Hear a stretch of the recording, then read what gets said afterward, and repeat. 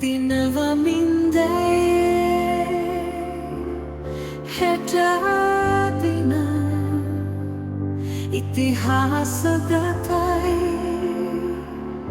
මේ අරඹුම මගේ රට බලගන්වන්නට සැරසෙන් දියුණුව යලි කැන්දන්නට සැරසෙන් සමගිය බලගන්වා නිති සැරසෙන් ශ්‍රී ලංකාවම දිරියෙන් සැරසෙන්. As the youth, we have a few questions we want to clarify, as we are hoping and we are sure that your regime will be the next to come into power into the government of Sri Lanka. Mr. Premadasa, at the outset of our questions, we'd like to pose to you. Our country has gone through a substantial amount of brain drain over the past couple of years. Now, this is primarily due to economic factors mainly. How does Samagijana Balbege and you as President address this issue to mitigate it later on during the next few years? Good afternoon, and thank you for attending this important gathering. And I hope that we will be able to engage in a constructive and productive exchange of fruitful and worthwhile ideas. Basically, brain drain takes place primarily due to a number of factors. An environment that is not favorable to achieve growth, prosperity, advancement of your careers. So basically this feeling of loss of expectations, lack of clarity, primarily because of instability. Progress is always possible and easy when there's predictability and certainty.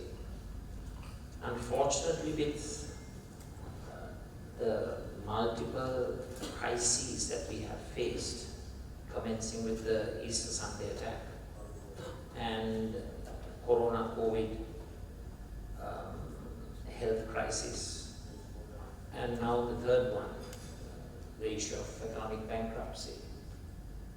So these multiplicity of factors have resulted in the loss of expectations, lack of faith, uncertainty, instability. Where are we heading as a country? So those factors are the primary causes of brain drain. So we have to address those factors. We have to make sure that even though everything seems pretty dark, then there is a silver lining, that there is light at the end of the tunnel. So when we try to ensure that we create certainty, we create stability, we are hindered in one way because so when you try to do things, they have the demand side measures and the supply side measures. The demand side measures involve financial instruments. So the fiscal space available to an administration is very limited. But there are innovative approaches that we could adopt on the supply side. For example, in order to make sure that professionals remain, we provide them with a much fairer tax formula. Now I remember when taxation rates were hiked up, we questioned the government as to how they determined these particular tax rates. They have not gone through any financial viability. In fact, because of the very heavy tax rates, government revenue overshot their target. So the whole policy decision-making process in our country is very, very illogical, irrational, highly warped, not based on data, science, research and evidence. But there are a lot of supply side measures. For example, we plan on setting up 1 million new business startups. A lot of facilitation that the government can embark upon by relaxing rules and regulations which are not beneficial to the country. They have been there forever without getting modernized and updated. So brain drain can be stopped. It can be stopped only through creating a better environment, economic, political, ensure that the rule of law prevails. We need to have a machinery to ensure that everyone who are involved in the bankruptcy of the country are brought to book, brought before the law.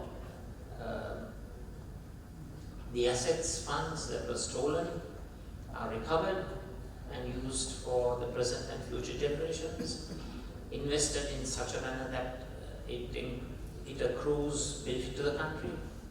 So there are a lot of things that can be done, and those will be done. And I think the mere confidence that a government provides in the people is also a very big factor. When you do from day one walk the talk, that will create an additional confidence that, which will ensure that the psyche of the people as a whole will change for the better. Adding to that, sir, in the manifesto, it was particularly mentioned that the University Grants Commission Act was to be reformed as a manner. And I'd like to pose this question to the entire panel. How exactly will this benefit the furtherance of education in Sri Lanka and whatnot? Well, when you talk of education per se, it's not just the University Grants Commission and the relevant acts. Yes. Education in this country has to change from early childhood education. Do you know that if you talk to a pediatrician, they will testify the brain development of a person, 70% of it takes place up to the age of 5. So at a time when your brain develops up to 70%, Sri Lanka as a whole lacks a proper, regulated, formalized, structured preschool education, or now it's called early childhood education. So commencing from the preschool, we intend on reforming the whole education system. I think our system is outdated. If you look at education systems that have very high ratings, countries such as Finland, Scandinavian countries, Singapore, Malaysia, Japan, South Korea, the European countries, United States, there the curricula and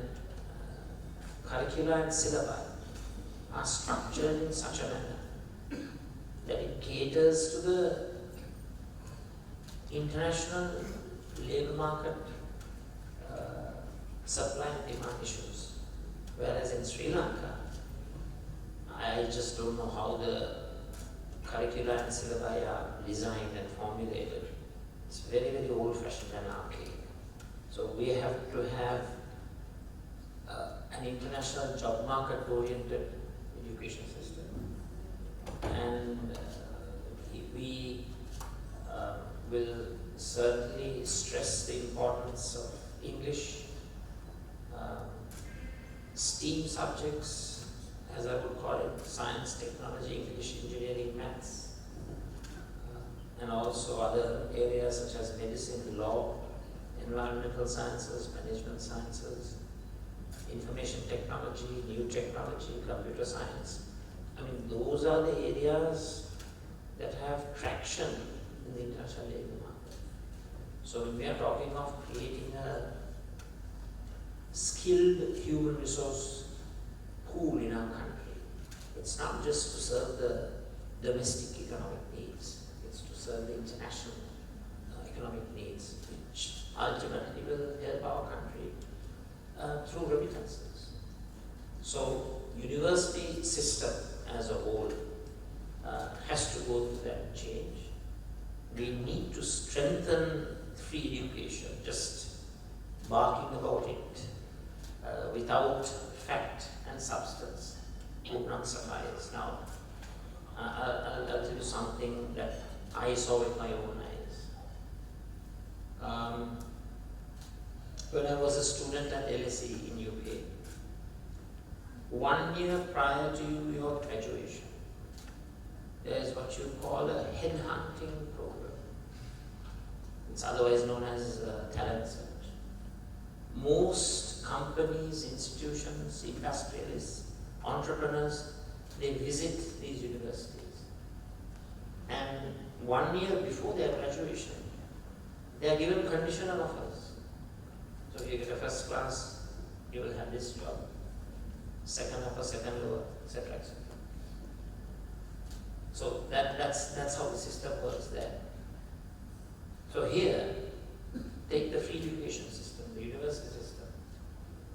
You do well in your grade 5 scholarships, O levels, A levels, and do really well at university.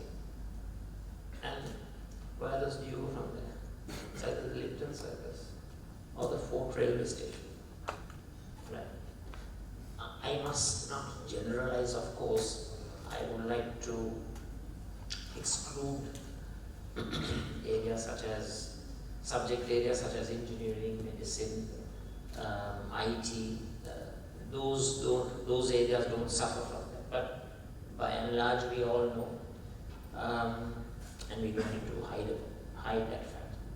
Vast majority of the graduates are from the arts sector, arts faculties, and this is what happens. So free education ultimately results in graduates going to various locations to demonstrate, and that shows the failure of the system. So what we have to do is to ensure that the education system is structured, reformed, designed, and implemented in such a manner that you make sure by the time you're a graduate, you're able to stand up on your own feet, and you will have institutions coming after you, as in UK, who will be searching for your talent to be employed in their own companies and institutions. So I think the administration of the university structure has to change. And also this situation of politicians appointing these vice chancellors, that has to go on with it. You have to have a meritocratic system, and we will depoliticize the university system and make sure that we are able to follow the international role models that have exhibited excellent results in education. So sir, if you look at the debt to GDP ratio, it has been 104.4% in the last year itself, and I'm assuming that's the case even now. And in such a backdrop where we have debt servicing to do, one of your main proposals has actually to be increasing the salaries of government, like civil servants. So how exactly will the economy under your leadership bear that massive cost and also the debt servicing that's required without reducing the productivity of the civil service, which we have also faced, which has been quite low in the past decades as well? As far as state revenue is concerned, state revenue collections can be conducted in a more efficient manner. And those who have to pay their taxes, some are not paying them. They are not brought into the tax net. Tax administration in our country is extremely poor. Through digitization, we hope to raise a lot of revenue. We also hope to cut down on expenditures, cut down on waste expenditures. There's a lot of duplication. There's a lot of unnecessary expenditures. The temporary trustees, who we call ourselves, we have to cut down on everything. And the role model will be the president. I can do the cutting myself and ask the others to follow. So that kind of a leading by example approach, we hope to cut down on funds. And as far as providing adequate remuneration to the state sector, it will also be accompanied by a massive retraining program, upscaling of skills program. Because you can't just throw away people. These are people in our country. The state sector consists of Sri Lankan citizens. It's the decade-old, not one decade, decades-old wrong decision-making that has left us with this. But you can't just treat them as nothing, reduce them and use them as what, collateral damage? No, we can't do that. They are also citizens of our country. We have to take care of them. But I agree with you that public servants must be trained and skilled in such a manner that they are greater value to the country. And I think the public service is very, very poorly paid. They have to be motivated. They are the implementers of policy, both at the center and the periphery. And they have to be empowered. They have to be knowledge empowered. They have to be empowered with the requisite HR skills and also salary aligned. So don't worry, because we have to abide by a particular ceiling as far as expenditures are concerned. Within those ceilings, we will be conducting our economic policy.